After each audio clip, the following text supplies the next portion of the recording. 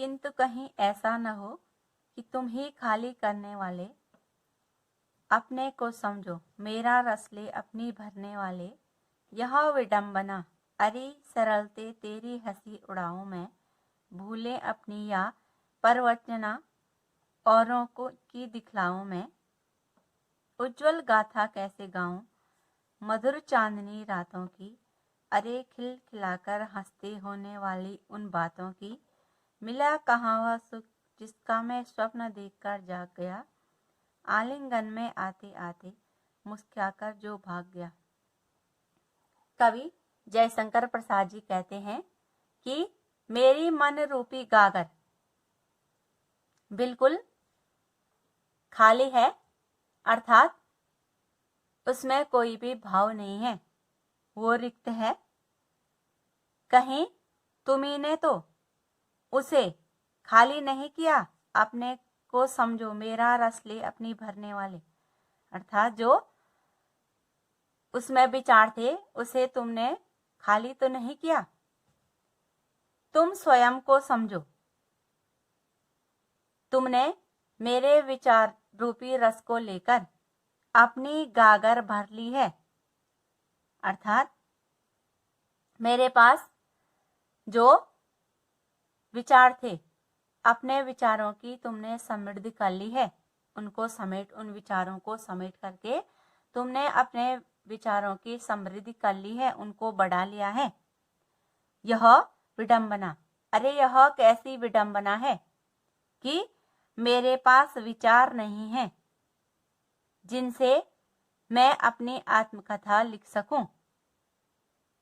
हे मेरे सरल मन, अरे सरलते तेरी हंसी उड़ाऊं मैं। ए मेरे सरल मन, मैं अपनी आत्मकथा रच करके लिख करके किस प्रकार तुम्हारी हंसी उड़ा सकता हूं। मैं अपने जीवन की भूलें और गलतियों को, धोखे को किस प्रकार औरों के सामने दिखला सकता हूं, अर्थात मेरा जीवन गलतियों और धोखों से भरा हुआ है, उसका मैं किस प्रकार अपनी आत्मकथा में उल्लेख करूं। कवि कहते हैं कि मेरे जीवन में उज्जवल गाथा कैसे गाऊं मधुर चांदनी रातों की।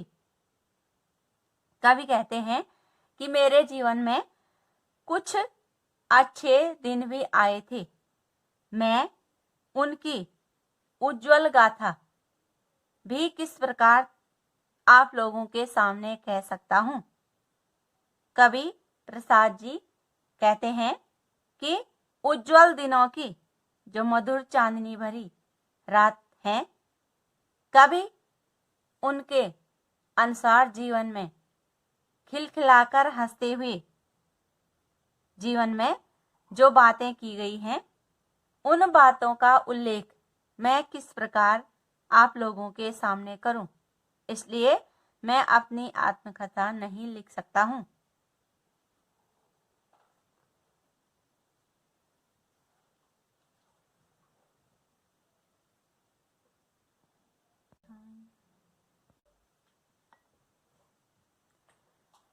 कवि कहते हैं कि मैंने अपने जीवन में सुख जिसका मैं स्वप्न देखकर जाग गया।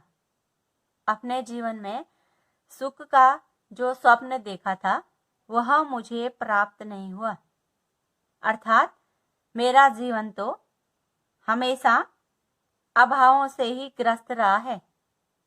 सुखी जीवन का स्वप्न जो मैंने देखा था वह मेरे पास आते आते मेरा आलिंगन करते करते मुझसे दूर हो गया। मुस्कुराकर जो भाग गया वह मेरा आलिंगन करते करते मुझसे दूर हो गया। अब इसके शब्दार्थ हैं परवंचना मने धोखा, गाथा मने कहानी, मुस्कुराकर मने मुस्कुरा करके, आलिंगन मने मुझको आलिंगन करते हुए। भाग गया माने दूर हो गया।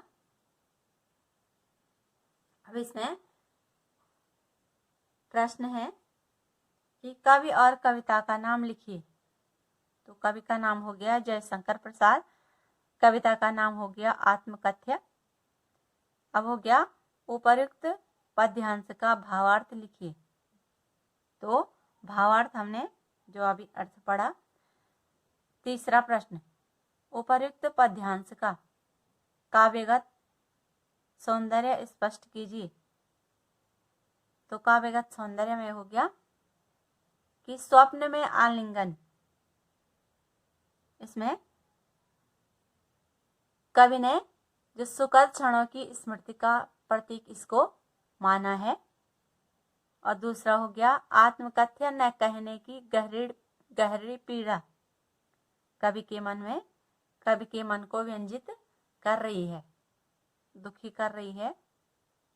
अगला भाषा हो गया परिष्कृत, परिमार्जित और गुण हो गया प्रसाद। अलंकार हो गया आलिंगन में आते आते में रूपाक्ति संयुक्त अलंकार और मधुर चांदनी रातों में रूपक अलंकार, मधुर चांदनी रातों में रूपक अलंकार। और जो छायावादी वेदना है उसकी गूंज हमें इसमें स्पष्ट दिखाई दे रही है। अगला प्रश्न हो गया कवि आत्मकथन लिखने में असमर्थता क्यों अनुभव कर रहा था।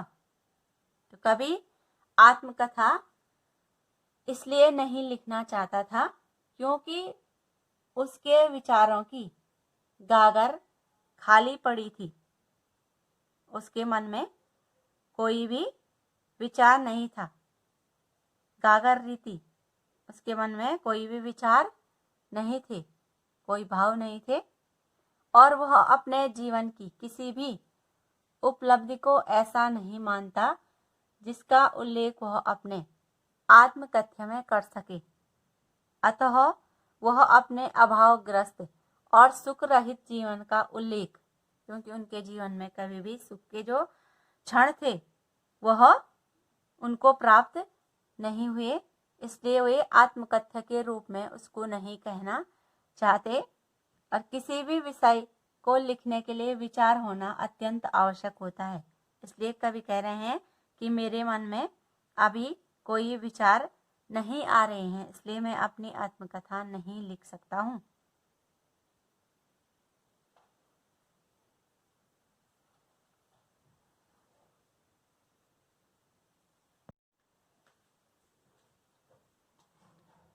जिसके अरुण कोपलों की मत वाली सुंदर छाया में अनुरागनी उछाल लेती थी निज सुहाग मद माया में, उसकी स्मृति पाथेय बनी है थके पथिक की पंथा की। सीवन को उधेड़ कर देखोगे क्यों मेरी कंथा की। छोटे से जीवन की कैसे बड़ी कथाएं आज कहूँ, क्या यह अच्छा नहीं कि औरों की सुनता में मौन रहूं। सुनकर क्या तुम भला करोगे मेरी भोली आत्मकथा, अभी समय भी नहीं थकी सोई है मेरी मौन व्यथा। प्रस्तुत पद्यांश में कवि ने सौंदर्य का चित्रण किया है, प्रसाद जी का सौंदर्य चित्रण और प्रकृति तथा नारी पर अविलंबित है। प्रातःकाल सूर्य के लाल गालों की मन को प्रसन्नता देने वाली छाया में जब प्रेम भरी भोर का आगमन होता है तो ऐसी सुंदर स्मृतियां मेरे मन में आज भी बनी हुई हैं। अरुण कोपलों की मतवाली सुंदर छाया में वो स्मृतियां मेरे मन में आज भी बनी हुई हैं, लेकिन आज मैं एक पथिक के समान हूँ जो जीवन रूपी राह में चलते चलते थके पथिक की पंथा की थक गया है। यह केवल उषा की स्मृति ही है जो मेरा संबल बना हुआ है, मेरा सहारा बना हुआ है। कवि कहता है कि अब आत्मकथा लिखवाकर क्या तुम मेरी जीवन की सीवन को उधेड़कर देखोगे? क्या तुम मेरी जीवन रूपी गुदड़ी की सीवन उधड़वा कर देखोगे?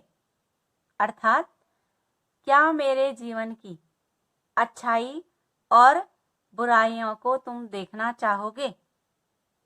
क्योंकि मेरा जीवन तो बहुत छोटा है, छोटे से जीवन की कैसे बड़ी कथाएं आज कहूँ। मेरा जीवन बहुत छोटा है, मगर मेरे जीवन की कथाएं बहुत बड़ी बड़ी हैं। बड़ी कथाएं आज कहूँ, किस प्रकार मैं उस कथा का वर्णन करूं, वह आत्मकथा के रूप में किस प्रकार कही जा सकती है, मैं किस प्रकार उसका उल्लेख आत्मकथा के रूप में करूं। कवि प्रश्न करता है कि क्या यह अच्छा नहीं कि औरों की सुनता में मौन रहूं? कवि कहता है कि क्या यह अच्छा नहीं होगा कि मैं औरों की आत्मकथा सुनता रहूं और स्वयं मौन रहूं, चुपचाप रहूं। कवि कहते हैं कि तुम मेरी आत्मकथा सुनकर के क्या करोगे? मेरी आत्मकथा लिखने का समय भी अभी नहीं आया, क्योंकि मेरे मन की व्यथाएं मौन होकर के थक करके अभी सोई हुई हैं, इसलिए मैं अपनी आत्मकथा नहीं लिख सकता हूँ।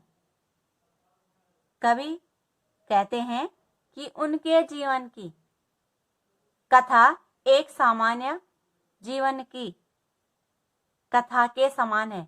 जो सामान्य व्यक्ति की जीवन कथा होती है, उन्हीं के समान उनकी आत्मकथा भी है। और कवि कहते हैं कि इसमें ऐसा कुछ भी नहीं है जिसे महान और रोचक मान करके लोग वाह वाह करेंगे। सुनकर क्या तुम भला करोगे मेरी भोली आत्मकथा? इसको सुनकर के कोई भी लोग इसे महान और रोचक मान करके वाह वाह करेंगे, इसमें कुछ भी ऐसा नहीं है। कवि कहते हैं कि इन पंक्तियों में कवि के द्वारा यथार्थ की जो स्वीकृति है, और दूसरी ओर महान कवि की विनम्रता भी। कवि ने बड़े विनम्र भाव से अपने जो यथार्थ में उनके जीवन की जो वास्तविकता है, उसको इन पंक्तियों में स्वीकार किया है। अब इसके शब्दार्थ हो गए। अरुण कोपल माने लाल गाल, अनुरागनी उषा, भोर भरी प्रेम भरी भोर, सुबह का जो समय होता है, स्मृति पाथेय, स्मृति रूपी संबल, पंथा रास्ता, और कंथा अंतर्मन या गुदड़ी, जो हमारा अंतर्मन होता है, इसको कवि ने गुदड़ी कहा है। जिस प्रकार गुदड़ी के अंदर फटे पुराने वस्त्र रखे जाते हैं और बाहर से सुंदर उसमें कवर लगा दिया जाता है, उसी प्रकार हमारा मन भी विभिन्न प्रकार के दुखों से, मनोभावों से भरा हुआ है। इसलिए कवि कहते हैं कि मेरा अंतर्मन उस गुदड़ी के समान है।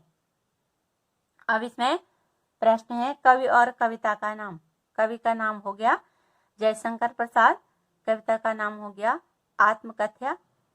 दूसरा हो गया उपर्युक्त पद्यांश का भावार्थ लिखिए, अर्थ हमने अभी पढ़ा। तीसरा हो गया पद्यांश का काव्यगत सौंदर्य स्पष्ट कीजिए। तो काव्यगत सौंदर्य में हो गया थके पथिक की पंथा में कवि की गहरी वेदना छिपी हुई है, और एकाकीपन की गहरी व्यंजना व्यंजित है। एकाकीपन माने अकेलेपन की जो पीड़ा है, वह कवि के मन में छुपी हुई है। भाषा परिष्कृत और परिमार्जित, और जिसमें माधुर्य गुण समाहित है। अलंकार हो गया मेरी मौन व्यथा में अनुप्रास अलंकार और अनुरागनी उषा में हो गया मानवीयकरण अलंकार। अगला हो गया कवि क्यों थक गया है। तो कवि ने अपनी प्रियतमा की स्मृतियों के साथ सामंजस्य करना सीख लिया है, अतः उसे अब उसकी स्मृतियां बहुत अधिक पीड़ा नहीं पहुंचाती। इसी स्थिति को कवि ने थकान की संज्ञा दी है कि मैं अब बहुत थक चुका हूं। अगला हो गया कवि स्मृति की बात इस कविता में कही गई है। किस स्मृति की बात इस कविता में कही गई है। तो इस कविता में सुखमय दिनों की स्मृति की बात कवि ने कही है कि अब तो जीवन नीरस सा हो गया है और सुखमय दिनों की स्मृतियों के सहारे अब जीवन चल रहा है। जो उसने सुखमय जीवन बिताए थे उसकी स्मृतियों के सहारे कवि का जीवन आगे चल रहा है। अगला है सीवन को उधेड़ कर देखोगे क्यों मेरी कंथा। सीवन को उधेड़ कर देखोगे क्यों मेरी कंथा। इन पंक्तियों के द्वारा कवि कौन सी भावना को व्यक्त करना चाहता है। तो सीवन को उधेड़ कर देखोगे क्यों मेरी कंथा, इस पंक्ति के द्वारा कवि अपने मन की इस पीड़ा को व्यक्त कर रहा है कि तुम आत्मकथा के माध्यम से मेरी उस दुर्दशा को सबके सामने क्यों व्यक्त करना चाहते हो, जिसे मैं किसी प्रकार से अपने जीर्ण शीर्ण वस्त्र में छुपाए हुए हूँ। तुम क्यों मेरे उस पुराने वस्त्र की सीवन उधेड़कर मेरी दीनता का सबके सामने उपहास बनाना चाहते हो, क्यों सबके सामने मजाक बनाना चाहते हो। इसलिए कवि कह रहे हैं कि मैं अपनी आत्मकथा नहीं लिख सकता हूँ। अगला है कवि को क्या अच्छा नहीं लग रहा है। तो कवि को यह बात अच्छी नहीं लग रही है कि इस संसार में ऐसे अनेक लोग हैं जिनके जीवन की कथा लिखी जानी चाहिए। उनकी वे कथाएं निश्चय ही इस संसार का मार्गदर्शन करने में सफल होंगी, किंतु इस दिशा में कोई सोचता ही नहीं। ऐसी स्थिति में कवि को अपनी वह कथा लिखना अच्छा नहीं लग रहा है जिसमें कुछ प्रेम है ही नहीं, केवल उनका जीवन नीरस है, इसलिए उनको यह अच्छा नहीं लग रहा। अगला है कवि की आत्मकथा कैसी है। तो कवि की आत्मकथा अत्यंत भोली वाली है, मेरी भोली आत्मकथा। कवि की जो आत्मकथा है वह अत्यंत भोली है, जिसमें कुछ भी ऐसा नहीं है जिसके लिए आत्मकथा लिखी जाए।